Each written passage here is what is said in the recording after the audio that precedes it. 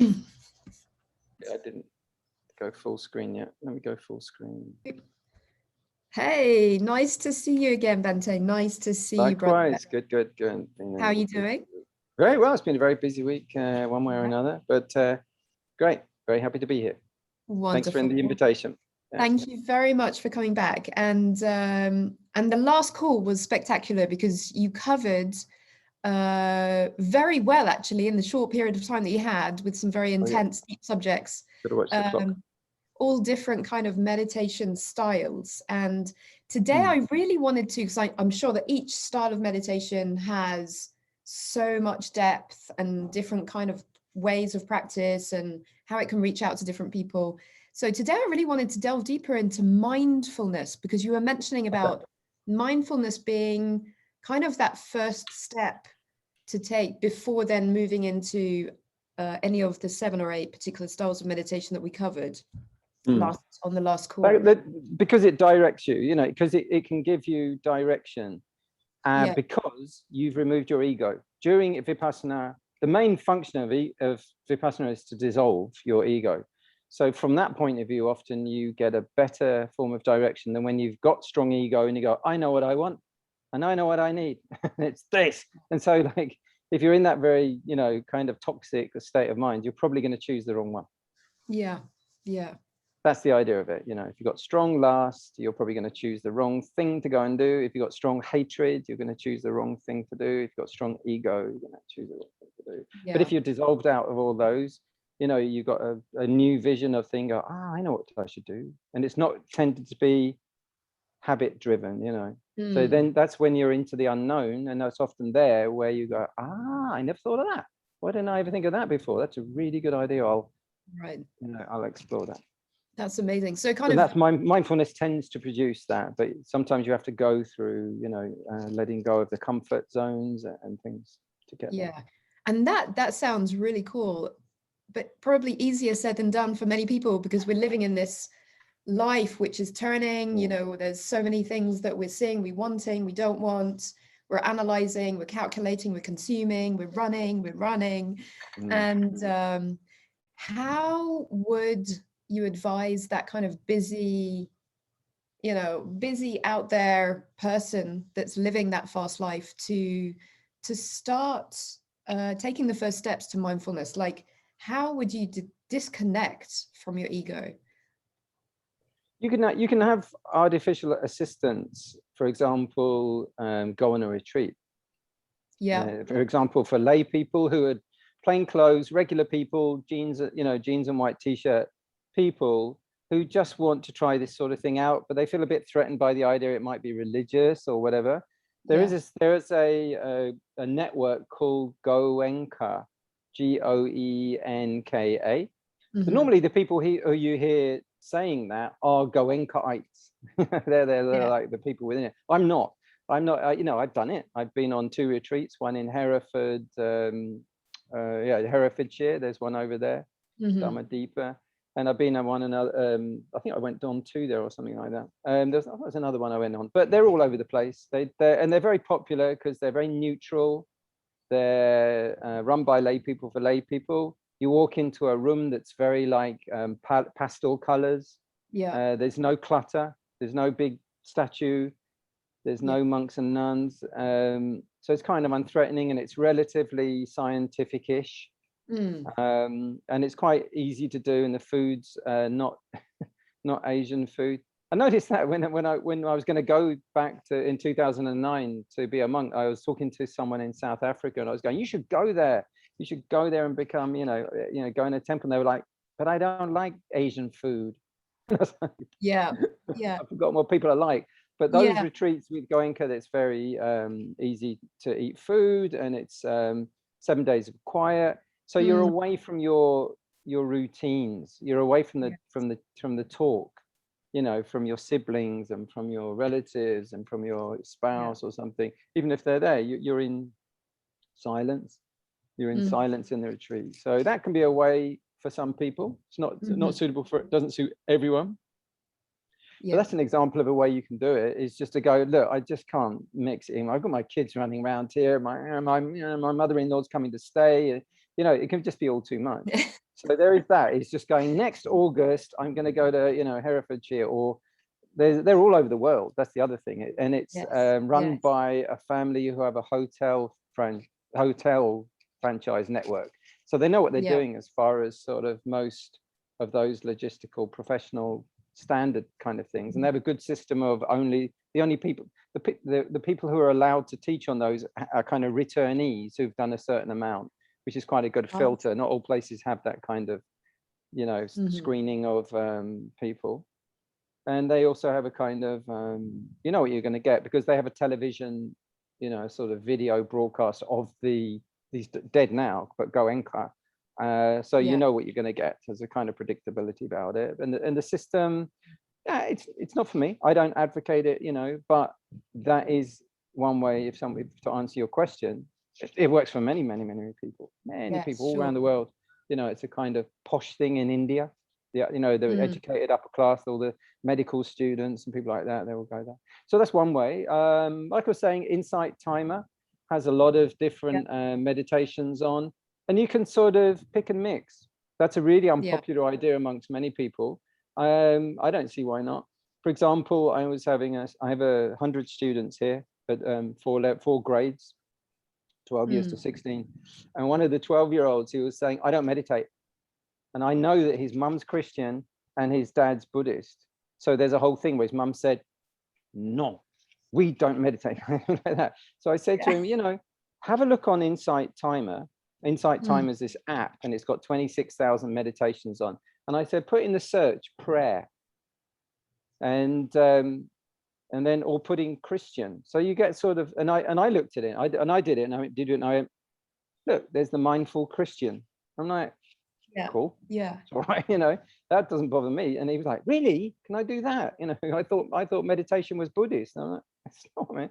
You know, or I get Islamic Muslim kids in my class. We're in the south of Philippines, and you know, you can put in the search engine, you know, Allah, and you'll get meditations on the name Allah, like Allah, Allahu, the original of hallelujah, you know, is Allahu is a kind of sacred sound. And or you go, you know, Sufism, also, you know, and Sufism is a sort of mystical branch of Islam. So you get that's been very well received. One of my teachers I studied in around the time I met you in London, I went to Charing Cross Road, and there was a Islamic bookstore, and they had a series of books by someone called Hazrat Inayat Khan, and he is a Sufi mystic. He was alive around 100 years ago, and he traveled quite a bit to the West and taught. And you know, that's very. But he talks about like meditation on the breath. Again, it will have the tone. It will have the tone of sort of, you know, surrender to a higher power kind of thing. Yes. And that's not, you know, what's indicated by the Buddha as what he was trying to achieve, which was nibbana. So I'm still trying to get the light right. My nose looks extraordinarily big under this light. I don't know. I look like sort of Walter Matthau or something. Excellent. You're looking perfectly fine and well symmetrical from here.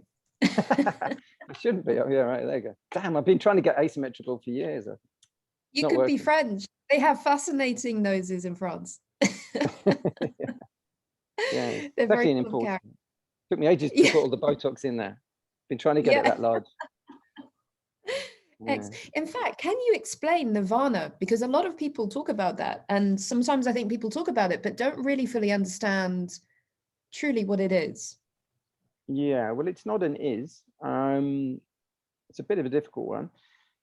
One of the ways you can say about it is it's a cessation of consciousness for a moment, but it's a very special type, because there's all sorts of ways you can cessate, you know, you can cease consciousness. If somebody punches you in the head, you're going to cease consciousness. You have a blackout for a while. If you have a car accident, you bang your head on the thing, you might have a cessation of some kind. It's not the same thing as that. Sit there meditating. No, it's no, I mean, it's very serious. Basically, we've got a consciousness which can be seen as a stream, like an electrical stream. And the electrical stream is fueled, like any electrical stream, by fuel. And the fuel that drives our stream of consciousness has a lot of things going into it, like thoughts about the future, thoughts about the past. and wanting to be and not wanting to be, and attachments, and a lot of ignorance. So when you meditate and you just use that, sort of purify the contact on the senses and neutralize everything. So all you're seeing is the present moment and its elements that it's made up from. Then you start to be able to break the bonds between moments. All moments are kind of coupled together in a certain kind of way. This moment links to the next moment. This moment links to the next moment because the last moment, this moment. But because of that past, you have this future. That past, you have this future. So that linking is always going on. So you start to concentrate just on the present moment, and you stop interpreting it. Awareness of moving, awareness of touching is very different than I'll just pick this up and put it over there. It's not good enough. That's all going to have consequences. Like I want to get another one. It's not good enough. Why do I never get the best things? My parents, sort of like, blah, blah, blah. So by doing that, if you do it enough, you stop fueling the stream. And so after certain periods of time, you get mini cessations, which are sort of like a little, are reported to be like a little kind of jolt. And then the jolts basically get more extended from a micro moment to several moments or to many seconds. And people think usually from listening to meditators report their meditations, they usually sort of often think that the clock is skipping. They see the hands, sort of doing, they're like, huh? What's wrong with the clock? It's jumped round a bit. And it turns out that they've had a cessation they didn't even notice. And that that makes the consciousness stream more comfortable with not being there. Usually our consciousness stream is addicted to life, it's gripping to life, it's gripping to experience, and it wants more, or it doesn't want the experience it's having, or it wants to be, I want to be this and I want to be that, so it's got that wanting to be impulsion in it. And then of course attachment, why didn't they come, so it's like attached to something that's not there. So when you take those things away, you start to set up the conditions where the mind can just be absent for a little bit. First of all, it's going along quite restfully. After a process to get there, then it gets steady and it can just pop. And then once people realize that was really, really refreshing, more refreshing than sleep, more refreshing than a power nap, more refreshing than meditation, something more refreshing than relaxing, more refreshing than sensory experiences like food and everything. And they're like, so then they want more of that, which you can't have because you can't get it by wanting. You have to slow down the wanting to get anywhere near that kind of thing. And what that period of time which is absent is known as nibbana. Bana or vana means burning.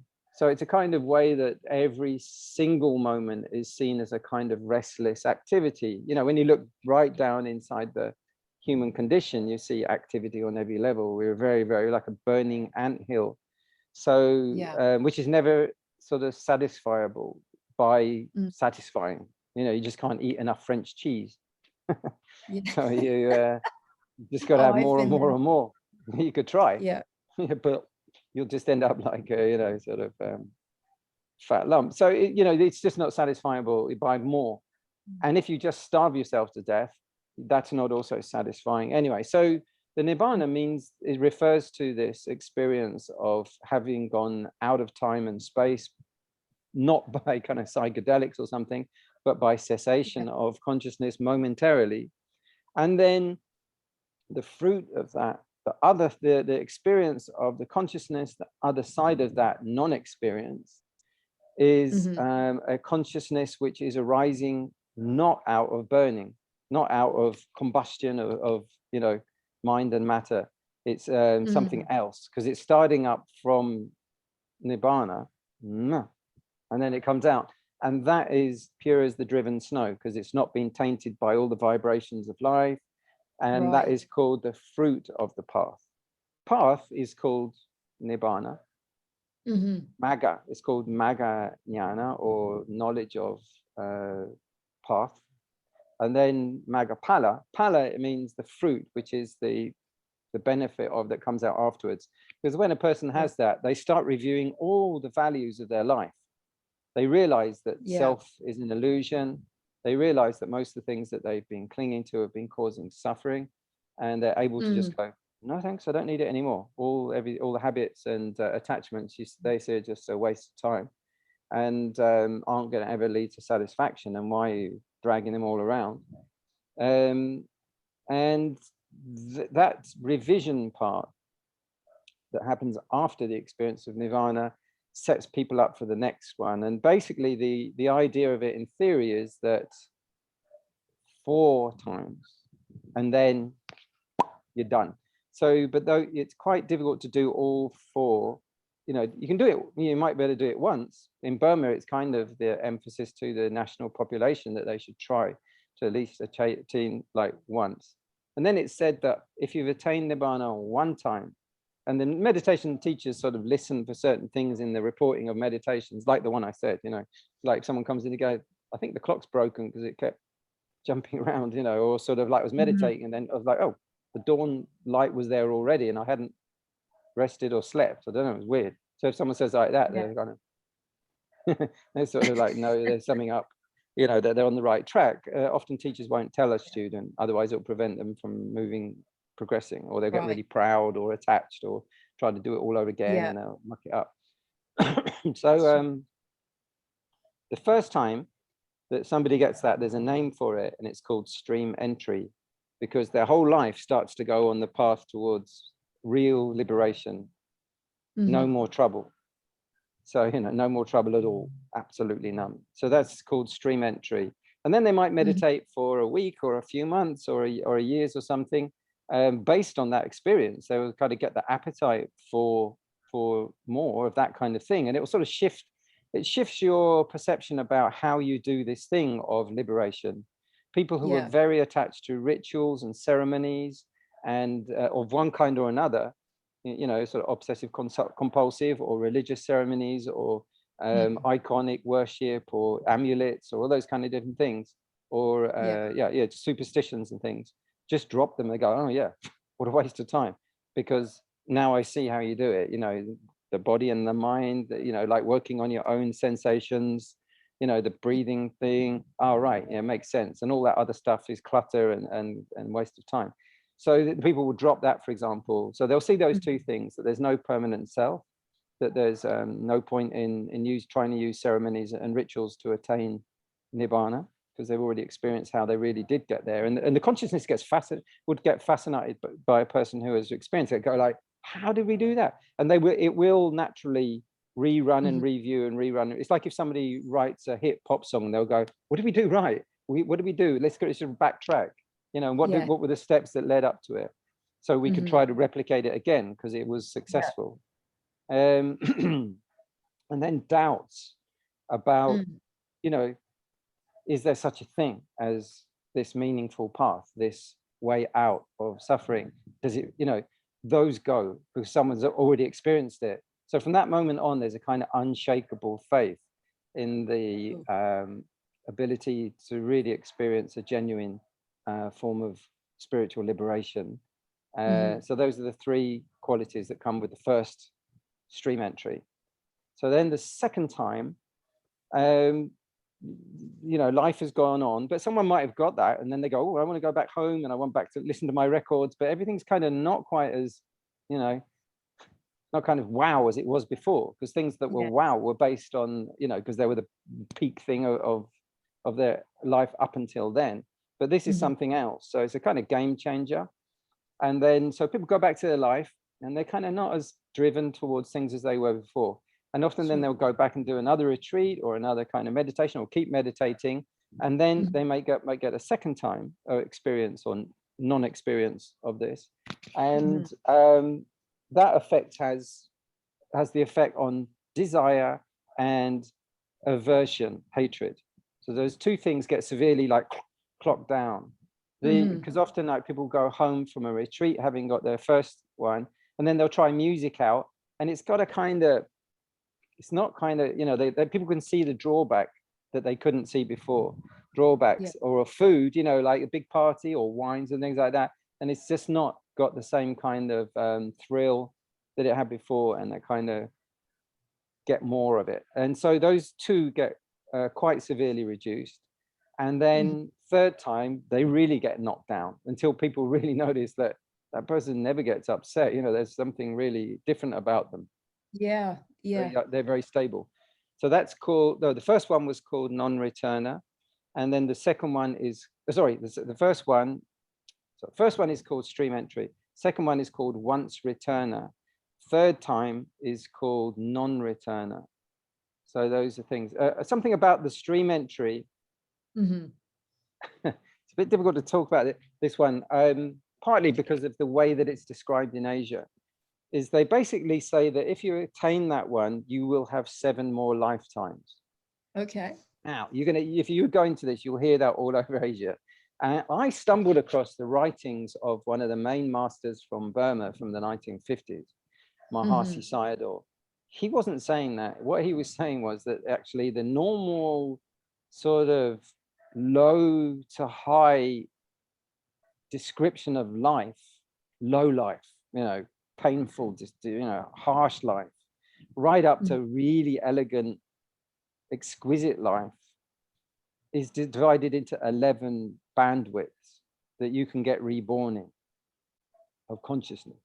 So hellish, you know, animal, you know, demonic, you know, then hungry ghost, and then human, and then the lower angels. They're always frolicking around and having fun and making noise.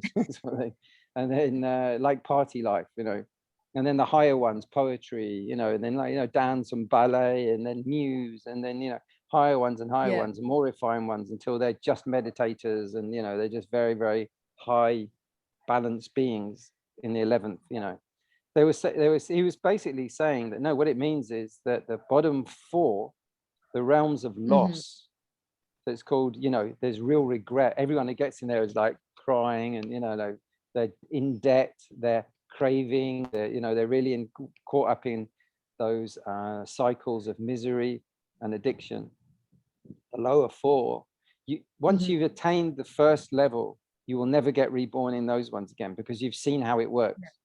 Right. But someone who has wrong views and believes in those, you know, like superstition, can easily get reborn in those things, because they'll make mistakes. They'll do murder, and, you know, and killing and stealing and adulteries and harsh speech and lies and drugs and alcohol and so that sort of stuff. So someone who gets the first one won't get reborn in those 4, but they can get reborn in the next 7 many times. So he wasn't talking about 7 sequential lives, one after another. And that's the way it's always told at the minute, from what I've heard. But I read that, and I've tried saying that, and people are like, no, it doesn't mean that. But that's what he was saying. It was very clear, is that these 7 bhumis or realms are available to people who've got the first stream, but they cannot fall down into the apaya. It's called it's not basically like the oven. It's kind the of like oven. yeah, it's like, you know, it's really as a hellish existence.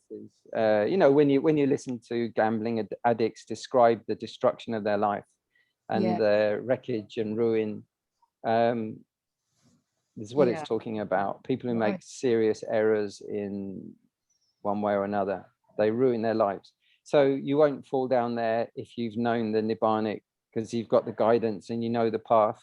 And that memory is never far from you.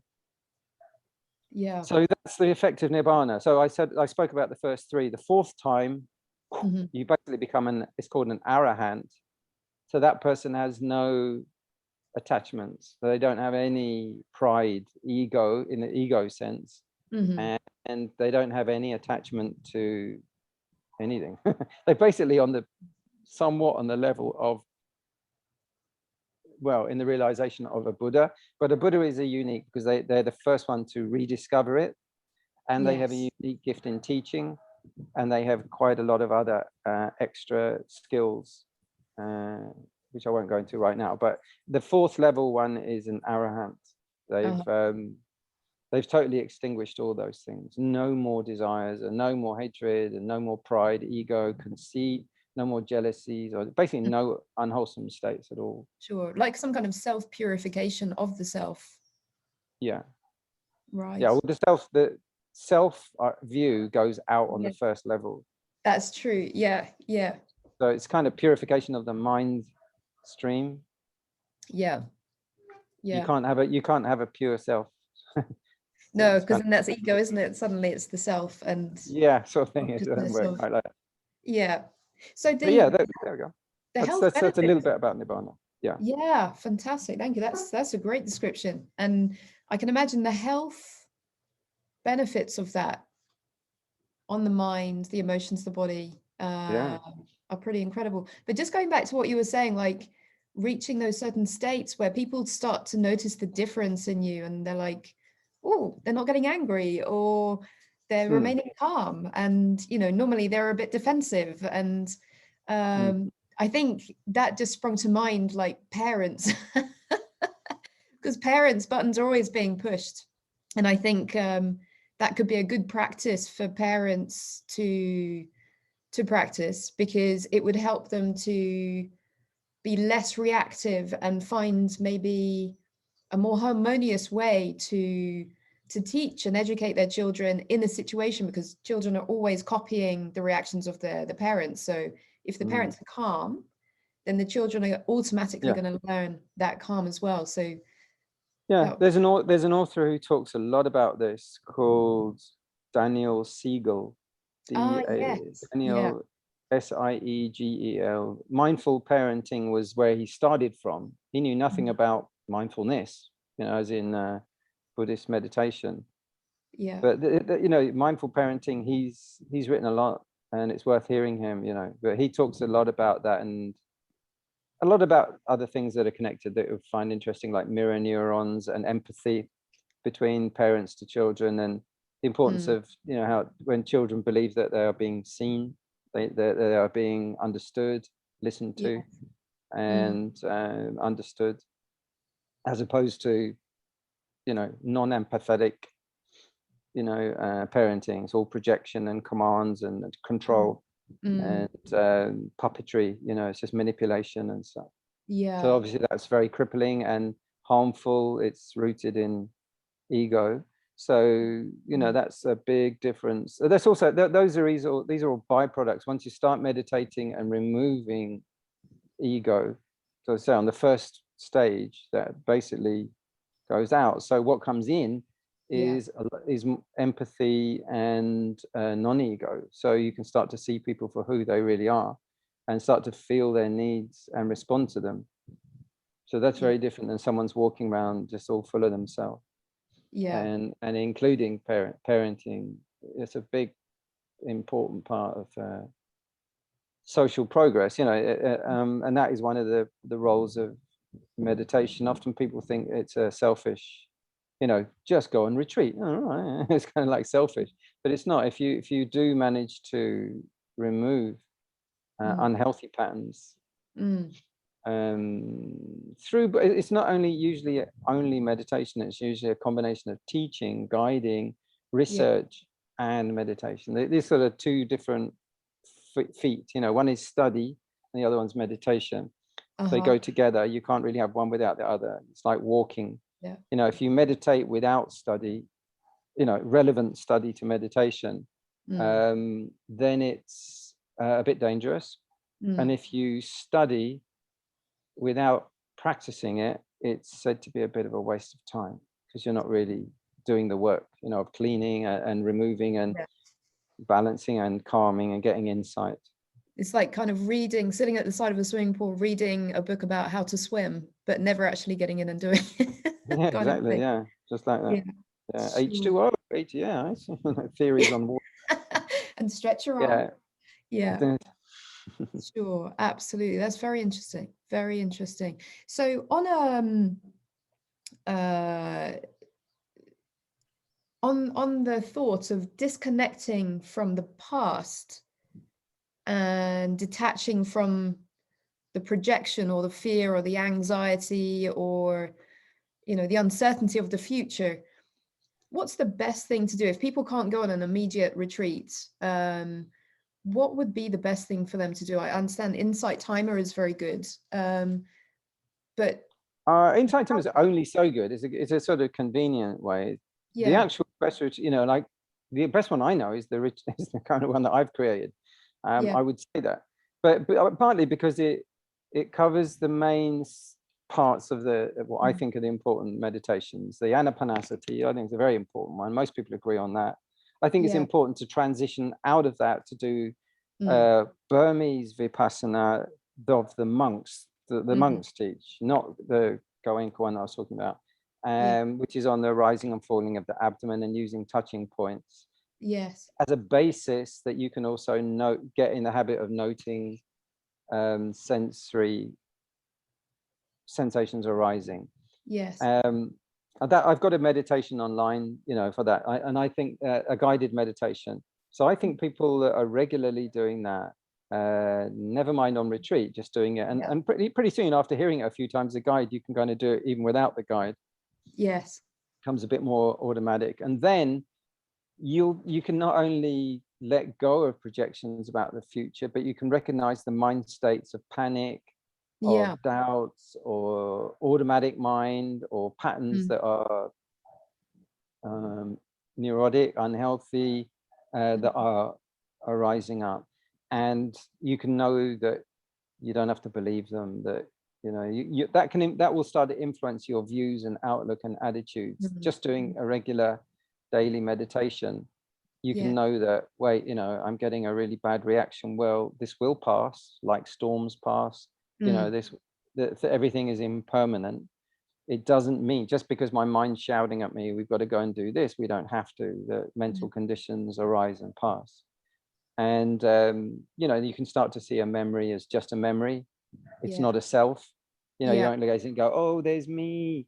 You know, you can realize, you can get sort of quite key insights and sort of realize that the mind watching a memory can't be the memory because it's watching it. So it's like, yes, oh yeah. And wait a minute, there's a body sitting there as well. So there's three yeah, things going on here. You get yeah, sort of insight moments like that, go, oh right, so I'm not my memories. You know, you yes, start to realize that breakthroughs like that free you from identifying, and then you can see the end of things, and you don't feel attached to them or absolutely, distressed. And you know, that's part of the realization that there's no continuous self, yes, that there isn't a you that's been there all along, for example, you know, and that sure, that will be the same in the future, and that what we're dealing with are discrete mind moments of body and mind. Discreetly, you absolutely, know, they arise and they just have what they have, and then they go, and another one comes up again. yeah, yeah, That's always absolutely. changing. Yeah. And I guess the more that we are actually connected to ourselves as a whole by being in the present moment, it allows us to feel that calm to then step into the next moment, which is the future, in a calm state. So allowing Yeah, ourselves to detach no, and if you've got fear, things are going to go very jarred, you know, yeah, you'll have a lot of reaction.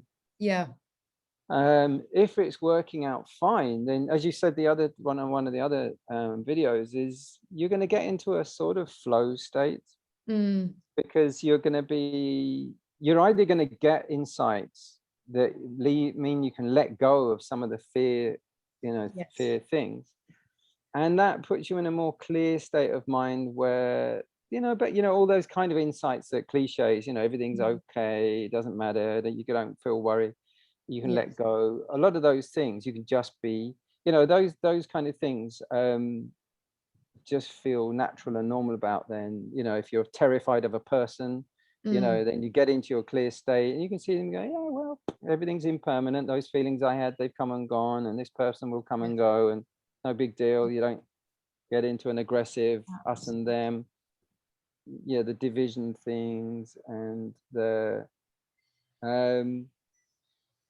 projections. You know, you can do projections, just a projection Yeah, doesn't yeah, mean that it's just going to happen.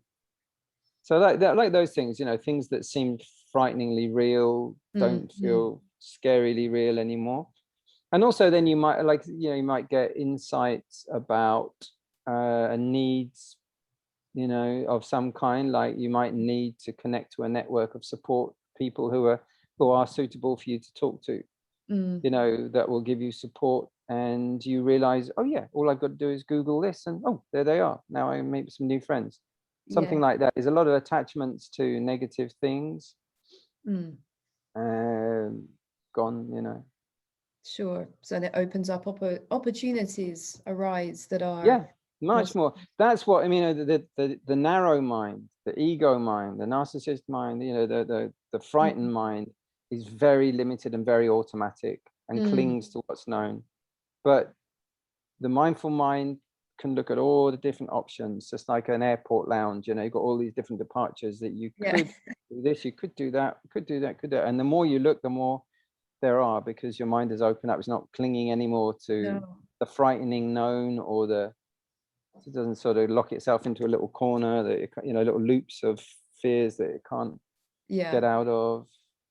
Just sees more options and less, you know, less limits. And you know, if you can't get there somehow, you know, like, it will help you.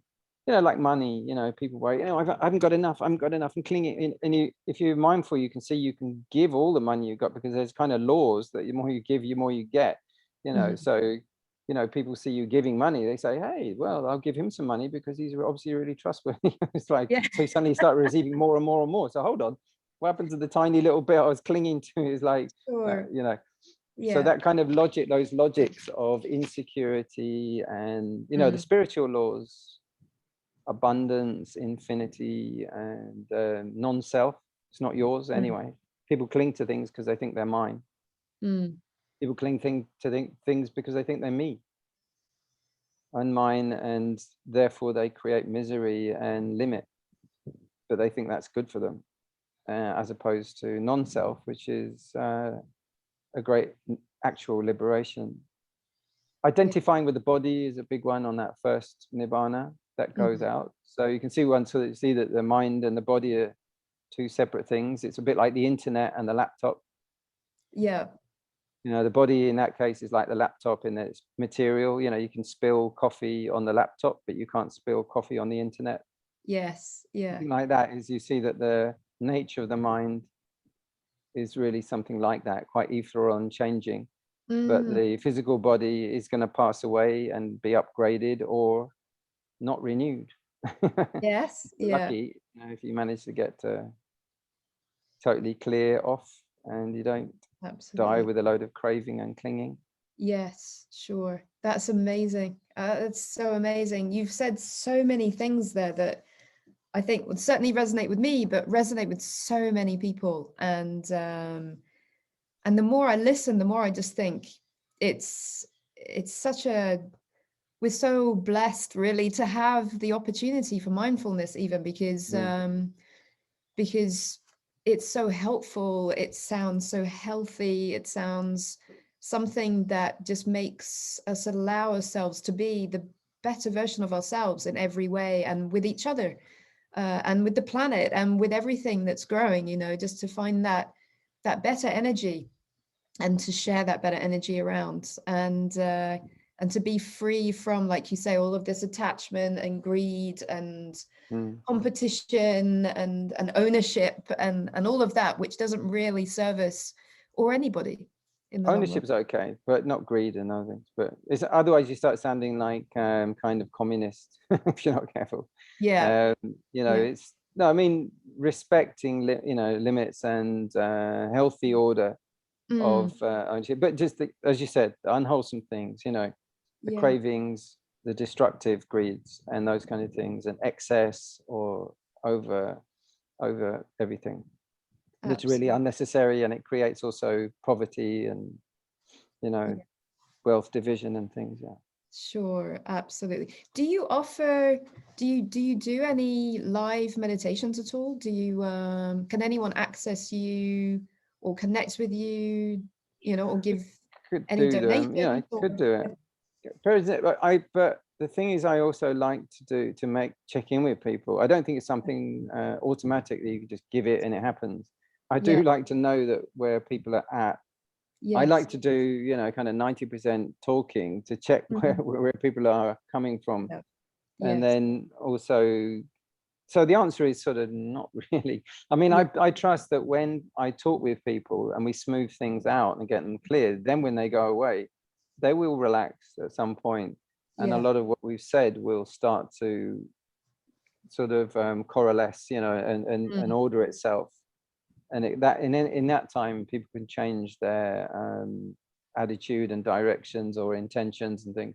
That's a lot when the meditations or the insights, put it that way, the insights start to be possible, more possible. Sure. So I haven't got any schedule to do it at the moment. I teach classes of like 30, 12, 14, 15, 16-year-olds. Yes. And there is a meditation within that. But again, I don't do it very live. Like, it's not something I do. I don't really like that approach too much. Otherwise, people get dependent on you. I do like it when they have an app that they can always refer to whether I'm there or not. I won't always be there behind you. It's like your parents say something, you know, like, riding a bike, isn't it? You know, at the first, your mum is kind of holding the saddle behind you when you're a That's right. young kid. Yeah. And then she goes, I'm still holding on. She's not. And then the voice is like way down the tunnel. And then you wobble all over the place. That's right. It's exactly the way. It's just the same with meditation. You know, I will be holding your cushion. Like, no way. So, yeah, I don't emphasize on it personally because of that danger, I think, of also of attachment. Most of the teachers that I've really got on with also didn't insist on it. They didn't do a kind of command meditation sort of thing. Yeah. But I do have that audio recording. For me, that's, if I know that people are doing that over and over again, I trust that that's working. And usually they'll tell me at some point, yeah, I like it. Or if they've got any questions, they'll ask. But these bigger questions that you're asking about, they're also very effective about the meditation in general. Brilliant. So it just allows people to understand more the reasoning of how. Absolutely. If you've got that and you sit down, you kind of could be wasting your time. Why. Yeah, it's the why is important, isn't it? Yeah. Yeah, there's an eightfold path, and the aim and the views are very important. And then the mindfulness and the effort, you know, why you're making the effort to do it and what you're focusing on, you know, that's very important to line those things up and then keep lining them up. It's a sort of, you know, it's a lining up process. Through a lot of it is done through question and answer, but then there's quite a bit of time for a person to put in on their own solitary time, you know, and just or with some friends, or check, you know, cross-check things. Sure, they've got to really want to do it or need to do it. And that's another thing. It's like recognizing the need. As a busy person and a busy mum, I certainly stopped myself. The other day I was outside. I had so much going through my head. There's so much going on at the moment. And I suddenly thought, what's that sound? It sounded lovely. And then I realized it was just the wind in the trees. And I thought, oh, that's amazing. And instantly, what I learned from that was, I don't stop. I'm always running. So many things going on in my head, physically running, emotionally dealing with stuff. And it was such a wake-up call from nature, and it was brilliant. And just that little message from nature with the trees, the wind in the trees, the beautiful sound has made me say every single day, I really need and want to stop and just listen to the sounds of nature, because where we live, we're surrounded by it, and that gives so much back. And it's, I think for many people, it's that eccentric speed at which we're running at. Not all, of course, maybe you're running at you're jogging more of a mindful speed, but the majority of the world, you know, into the 9-to-5 job and lifestyle and span of everything that's going on in the everyday, we can overwhelm ourselves to a scary level, I think, to the point where actually it's only when there's some kind of crisis that hits that we then suddenly realize, oh, I need to do something about this, rather than realizing at an earlier point and having those kind of thermostat trigger points that come up and say, oh, I didn't like the way I just spoke. What's going on? And checking in with oneself, and then realizing, actually, I need a bit of time out. I need to ground. I need to level out. I need to calm the mind. I need to... Sometimes it will be a crisis, but it's better if we to get it sorted out before. Yes. The Buddha talked about the sound of the trees. There was someone who said, how can you sit out in the forest? Because I hear the rustle and the roar of the trees. There's a thing called the roar of the jungle. There's a word. I heard it in southeast Sri Lanka. There's an enormous national reserve, and there's a temple out there up on a mountainside, and the sound is like a motorway. Wow. Yeah. Yeah. Non-stop. It goes day and night, and all it is actually the rumble of the rustle of the trees, the leaves. Yeah. It's like called the roar of the jungle. Yeah. And this man was talking to Buddha, and he said, I find that really frightening, the roar of the jungle. And the Buddha said, thrilling. I find the sound thrilling. Yes. Not frightening. I love it. It's kind of like the thrill of the roar of the jungle. Absolutely. And this sort of idea of the crisis, I had an experience where I accidentally took some 3/4 of a bottle of cough medicine when I was here in the Philippines. It was like one of the typhoony seasons. It was really rainy and wet, and I got a hacking cough, you know, a really phlegmy throat, and it wasn't stopping. It would just go on and coughing. And I asked someone if they would get some cough mixture for me, and they brought it around, and I left it on a table, and I wasn't really thinking about it. And I was just passing it as I was walking through the house. I thought, oh, there it is. I'll quickly take that. But I wasn't mindful, and I just glugged it. Yeah. And I put it down.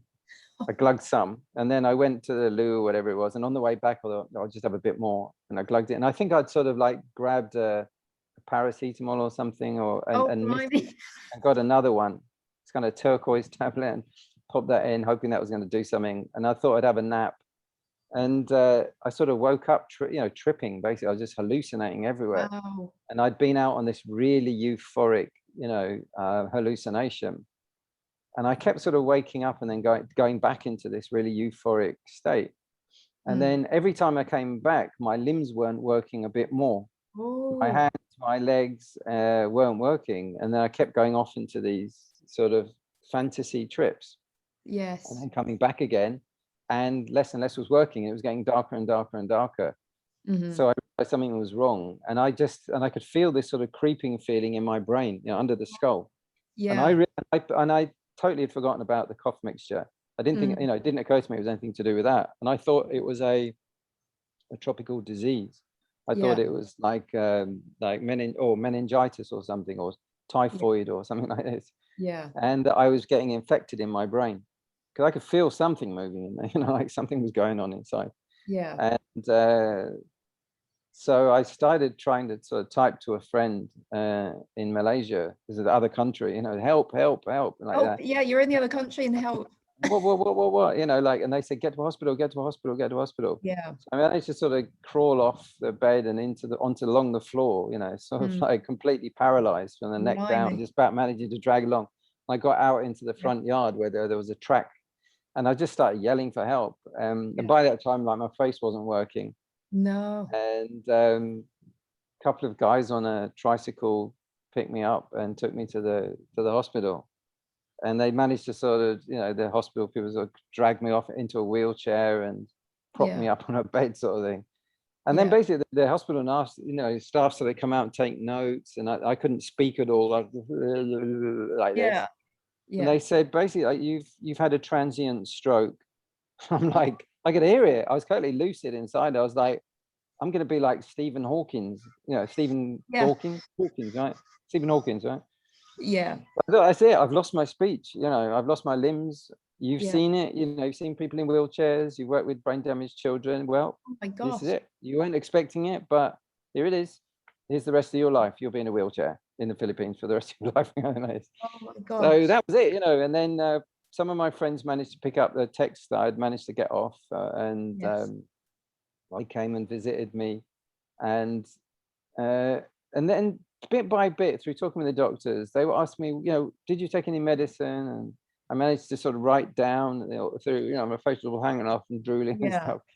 And then they were like, was it this stuff? And they bought a bottle, and they're like, oh, this is narcotic. There's a course called Robitussin, and it's actually used in America like recreationally. You know, kids take it. Oh It's my God. disgustingly toxic narcotic. Yes.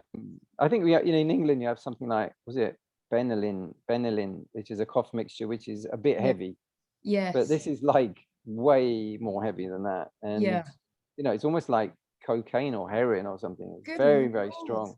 Oh my So I God. basically had an overdose without knowing it, and I hadn't associated swigging this stuff with these effects at all. For me, I And the just I've had a paracetamol and stroke, the I've had a synaptic break or a lesion or something, or an infection in my brain. There's a lot of yeah, infections you can get in your brain, yeah. just in the spinal fluid. And I was just thinking it's something like that, Oh my. and then so by about 1 o'clock in the morning, it's sort of wearing off. So short of the fact that it was tragic, it was slightly funny. But the weird thing was walking Yeah. again, that I was never going to be able to do again. So it's like when you lose life like that, Mm. I value speaking, but hey, it's gone. Just no Yeah. warning, Right. no more. You will never speak to anyone ever again.